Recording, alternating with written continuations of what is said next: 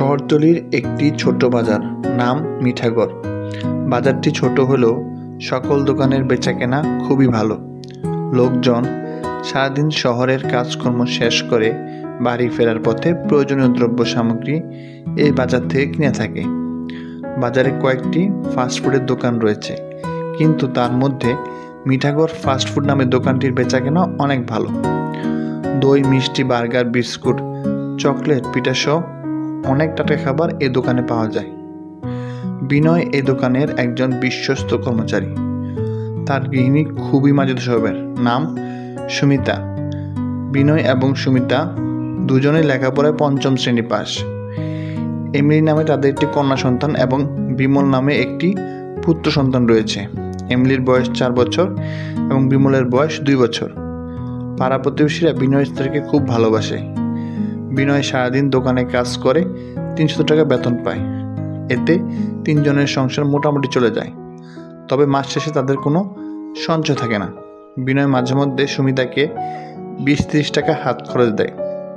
সুমিতা এই সামান্য টাকা খরচ না করে জমিয়ে রাখে। একদিন সকালবেলা সুমিতা তার স্বামীকে বলল, আগামী বছর এমিলি স্কুলে ভর্তি হবে।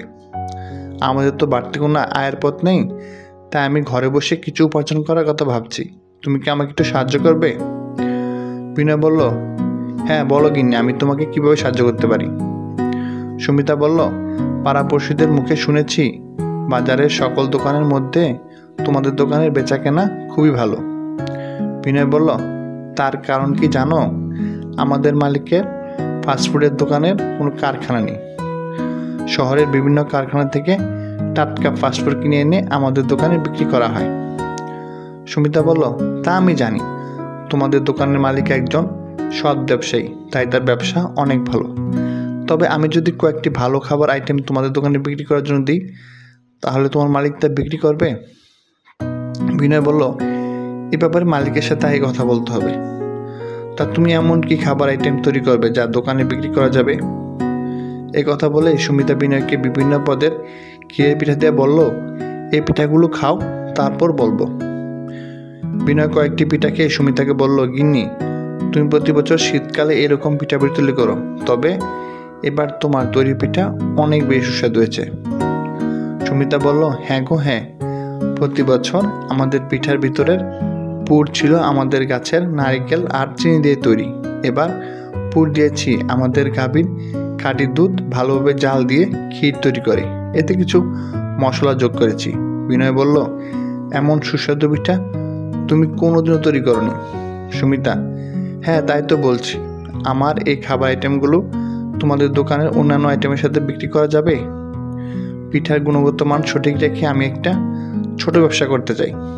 বিনয় বলল, আরে আমাদের দোকানে তো বিভিন্ন পিঠা বিক্রি হয়। এক বুড়িমা 2-3 দিন পর পর কিছু পিঠা নিয়ে আসে। মালিক পিঠাগুলো 8 টাকা দরে কিনে 10 টাকা বিক্রি করে। সুমিতা বলে, তাহলে তুমি আজই তোমার মালিকের অনুমতি নিয়ে এসো, যাতে আগামীকাল থেকে আমাদের পিঠাও তোমাদের দোকানে বিক্রি করা যায়। এ কথা বলে সুমিতা 4-5টি ক্ষীরের পিঠা দোকানের মালিককে খাওয়ার জন্য দিয়ে দিল। বিনয় যথাসময় দোকানে বসে মালিককে পিঠা খেতে দিল। মালিক একটি পিঠা খেয়ে বিনয়কে বলল, বিনয়, এমন সুস্বাদু পিঠা কে তৈরি করেছে? বিনয় বলল, আমার গিন্নি সুমিতা। মালিক বলল, এমন সুস্বাদু ক্ষীরের পিঠা আমাদের দোকানে খুব ভালো বিক্রি হবে। বুড়িমার পিঠার চেয়েও তোমার গিন্নির তৈরি পিঠা অনেক সুস্বাদু। তুমি আগামীকালই আমাদের দোকানে বিক্রির জন্য কিছু পিঠা নিয়ে আসবে। রাতে বিনয় বাড়ি ফিরে সুমিতাকে বলল, সুমিতা, তোমার তৈরি পিঠা খেয়ে মালিক খুব প্রশংসা করেছে এবং আগামীকাল থেকে দোকানে বিক্রির জন্য এমন সুস্বাদু পিঠা তৈরি করে দিতে বলেছে। এখন বলো, আমি কিভাবে তোমাকে সাহায্য করতে পারি? তুমি কি পিঠা তৈরির রেসিপি আমাকে বলবে? তাহলে আমি সকল উপকরণ তোমাকে এনে দিতে পারবো। সুমিতা বলল, আগামীকাল 20টি পিঠা দেওয়ার মতো সকল উপকরণ আমার নিকট আছে। তবে শোনো, আমি তোমাকে পিঠার রেসিপি বলে দিচ্ছি। এই পিঠার জন্য লাগবে চালের গুঁড়া, নলের গুড়, এলাচ গুঁড়ো সহ কিছু মশলা, আর লাগবে খাঁটি গরুর দুধ। বিনয় বলল, দুধ তো আমাদের গাভী থেকেই পাবো। সুমিতা তখন বলল, হ্যাঁ তা পাবো, তার জন্য তোমাকে একটি কাজ করতে হবে। বিনয় বলল, কি কাজ? সুমিতা বলল, সূর্যোদয়ের পূর্বে তুমি ঘুম থেকে উঠে প্রথমে আমাদের গাভীর দুধ দহন করে রান্না করে আমাকে দিতে হবে, তাহলে আমি তোমাকে দোকানে যাওয়ার পূর্বে পিঠা তৈরি দিতে পারবো। বিনয় বলল, ঠিক আছে গিনি, ঠিক আছে। তো ভোরবেলা আমার আরামে ঘুমিয়ে থাকার যে সুখটা, সেটা আর আমার ভাগ্যে হবে না। সুমিতা বলল, আমি তো প্রতিদিনই পাখি ডাকে পরে ঘুম থেকে জেগে উঠে সংসারের কাজে লেগে যাই। বিনয় বলল, তাহলে আমাদের মেয়ে এমিলিকে শেখাতে হবে, early to bed and early to rise makes a man healthy and wise. Sumita তখন বলল, তা তো অবশ্যই, বিখ্যাত মনীষীদের জীবনী পড়ে দেখো, প্রত্যুষে শয্যা ত্যাগ করেই তারা সুস্বাস্থ্যের অধিকারী এবং জ্ঞানী হয়েছেন। আমাদের ছেলে মেয়েদেরকে এখন থেকে সে শিক্ষাই দেব। পরদিন সূর্যোদয়ের পূর্বে বিনয় ঘুম থেকে উঠে গোশালায় গেল এবং বাছুর নিয়ে গাভী দহন করে সম্পূর্ণ দুধ সুমিতার নিকট রান্না করে দিয়ে এলো। সুমিতা তখন প্রয়োজনীয় উপকরণ নিয়ে পিঠা তৈরির কাজে লেগে গেল। বিনয়ের দোকানে যাওয়ার সময় হয়ে এলেও এবং যথাসময়ে বিনয় পিঠা নিয়ে দোকানে বসে গেল। দৃষ্টিনন্দন ক্ষীরের পিঠার আকৃতি ও বর্ণ দেখে মালিকের মন ভরে গেল। সে একটি সাদা কাগজে এখানে ক্ষীরের পিঠা পাওয়া যায় লিখে বিনয়ের হাত দিয়ে বলল, এটি গ্লাসে লাগিয়ে দাও। বিনয় হাতের লেখা পোস্টারটি পিঠা রাখার স্থানে গ্লাসের উপর লাগিয়ে দিল। প্রতিদিনের মতো এই বাজারে বিকেলবেলায় খদ্দের বেশি আসে। কয়েকজন ক্রেতা সাদা কাগজে লাল হরফে লেখা দেখে একটি ক্ষীরের পিঠা খেয়ে তার অপূর্ব স্বাদ বুঝে ছেলে মেয়েদের জন্য কিনে নিয়ে গেল। কিছুক্ষণের মধ্যে ক্ষীরের পিঠা বিক্রি শেষ হয়ে গেল। 20টি পিঠা প্রতিটি 10 টাকা দরে 200 টাকা বিক্রি হলো। মালিক প্রতিটি পিঠায় 2 টাকা করে 40 টাকা লাভ রেখে 8 টাকা হিসেবে 20টি পিঠার মূল্য বাবদ 160 টাকা বিনয়কে দিয়ে বলল, আগামীকাল 40টি পিঠা নিয়ে আসবে। রাতে বাড়ি এসে বিনয় সুমিতাকে বলল, ওগো গিন্নি, শুনছ, তোমার সকল ক্ষীরের পিঠা বিকাল হতে না হতে বিক্রি হয়ে গিয়েছে। এই নাও তোমার জীবনের প্রথম উপার্জনের টাকা। এই বলে বিনয় সুমিতার হাতে 160 টাকা দিল। বিনয় আরও বলল, মালিক আগামীকাল 40টি পিঠার অর্ডার দিয়েছে। সুমিতা টাকাগুলো হাতে নিয়ে ভবিষ্যতের আলোর দিশা খুঁজে পেল এবং বিনয়কে বলল, তোমার সহযোগিতা পেলে আমরা এই ব্যবসাতে অনেক দূর এগিয়ে যেতে পারবো। বিনয় বলল, তাহলে আগামীকাল 40টি পিঠা তৈরি করে দিও।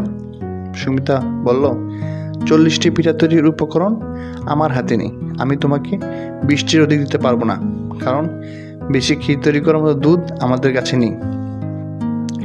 পরদিন বিনয় 20টি পিঠা নিয়ে দোকানে গেল এবং মালিককে সব বুঝিয়ে বলল। ক্ষীরের পিঠার চাহিদা দিন দিন বেড়েই চলল, কিন্তু কোনো মতে সুমিতা 20টির বেশি পিঠা তৈরি করে রাজি হলো না। অপরদিকে বুড়িমার পিঠার চাহিদা অনেকটাই কমে গেল। এভাবে 2 মাস পেরিয়ে গেল। একদিন বিনয় বলল, গিন্নি, তোমার ক্ষীরের পিঠার এখন অনেক চাহিদা। প্রতিদিনই এই পিঠার জন্য অনেক খদ্দের আসে, কিন্তু আমরা পিঠা বিক্রি করতে পারি না। বলো, কেন তুমি বেশি পিঠা তৈরি করতে রাজি হও না? তুমি যদি বলো দুধের জন্য বেশি পিঠা তৈরি করা যাচ্ছে না, তাহলে আমি বাজার থেকে দুধ কিনে এনে দেবো, আর ক্ষীরের একটু তারতম্য হলে অসুবিধে কোথায়? সুমিতা বলল, আমাদের গাভীর দুধ অতি উৎকৃষ্ট। দুধ খাঁটি হলে ক্ষীর খাঁটি হয়, খাঁটি ক্ষীর দিয়েই ভালো পিঠা তৈরি করা যায়। বাজারের দুধ আমাদের দুধের মতো এত খাঁটি হবে না, তাই বাজারের কেনা দুধ দিয়ে পিঠা তৈরি করতে আমি আগ্রহী নই। আমি যতদিন ব্যবসা করব, আমার তৈরি পিঠার স্বাদও একই রকম থাকবে। বিনয় বলল, সময় মতো খদ্দেরদের চাহিদা পূরণ করতে না পারলে আমাদের ব্যবসা বন্ধ হয়ে যেতে পারে। সুমিতা বলল, আমি জানি সত্যের সাময়িক প্রয়োজন হলো পরবর্তীতে সত্যেরই জয় হয়। সুমিতা বলল, তাহলে তুমি আমাকে বেশি দুধ পাওয়া যায় এমন একটি বাছুর সহ দেশি গাভী কিনে দাও, তখন আমরা দেশি গাভীর খাঁটি দুধ থেকে ভালো ক্ষীর তৈরি করতে পারবো। বিনয় বলল, ঠিক আছে, তাই হবে। আগামীকালই আমি গাভী কিনে আনবো, কিন্তু গাভীর দাম তো প্রায় 10টার মতো হবে। সুমিতা বলল, এই 2 মাসে আমার কাছে পিঠা বিক্রি 8,000 টাকা জমেছে। তাছাড়া তোমার প্রতিদিনের দেওয়া 20-30 টাকা জমিয়ে আমি 3,000 টাকা করেছি। সুমিতার নিকট থেকে বিনয় 11,000 টাকা নিয়ে পরদিনই নিকটবর্তী বাজার থেকে 10,000 টাকা দিয়ে বাছুর সহ একটি দেশি জাতের গাভী কিনে আনলো। নতুন কেনা গাভী থেকে প্রতিদিন 3 থেকে 4 লিটার দুধ দহন করা যেত। এখন সুমিতা নিজের পছন্দ মতো ক্ষীর তৈরি করে দৈনিক 60টিরও অধিক পিঠা তৈরি করে বিক্রি করতে লাগলো। ভালো পিঠা চাইতে বেশি দেখে দোকানের মালিক 2 টাকা বাড়িয়ে প্রতি পিঠার মূল্য 12 টাকা নির্ধারণ করে বিক্রি করতে লাগলো। প্রতিটি পিঠার দাম 10 টাকা করে বিনয়কে দিয়ে দিত। এতে ঘরে বসে সুমিতা 600 থেকে 700 টাকার মতো দৈনিক জমাতে পারত। মিঠাগড়ের ক্ষীরের পিঠার সুনাম দূর দূরান্তে ছড়িয়ে পড়ল। বাজারের অন্য ফাস্টফুডের দোকানিরাও ক্ষীরের পিঠা পাওয়া যায় এমন সাইনবোর্ড লাগিয়ে পিঠা তৈরি করে বিক্রি করতে আরম্ভ করলো। কিন্তু বাজারে সুমিতার হাতের তৈরি পিঠার মতো কোনো দোকানের পিঠা বিক্রি হতো না। মিঠাগড় ফাস্টফুড দোকানের সুনাম এলাকার চারিদিকে ছড়িয়ে পড়ল। কয়েক মাস পর বিনয় সুমিতাকে আরও কয়েকটি গাভী কিনে দিল। গরু বাছুরের খাওয়া এবং দেখাশোনার জন্য 2 জন কর্মচারী রেখে দিল। সুমিতার কাজে সহযোগিতা করার জন্য কয়েকজন মহিলা কর্মচারী রাখা হলো। বিনয় ফাস্টফুডের দোকানের কর্মচারীর চাকরি ছেড়ে দিয়ে সুমিতাকে পিঠা তৈরির কাজে সহযোগিতা করতে লাগলো। কিছুদিন পর থেকে বিনয় একজন কর্মচারীর সাথে নিয়ে শহরের বড় বড় দোকানগুলিতে ক্ষীরের পিঠা সরবরাহ করে পিঠার ব্যবসা আরও বড় করে তুলল। অপরদিকে ক্ষীরের পিঠার বিক্রি বেড়ে যাওয়ায় আশেপাশের বাজারগুলোতেও ক্ষীরের পিঠার বিক্রি নতুন নতুন দোকান খুলে অনেকেই ব্যবসা আরম্ভ করে দিল।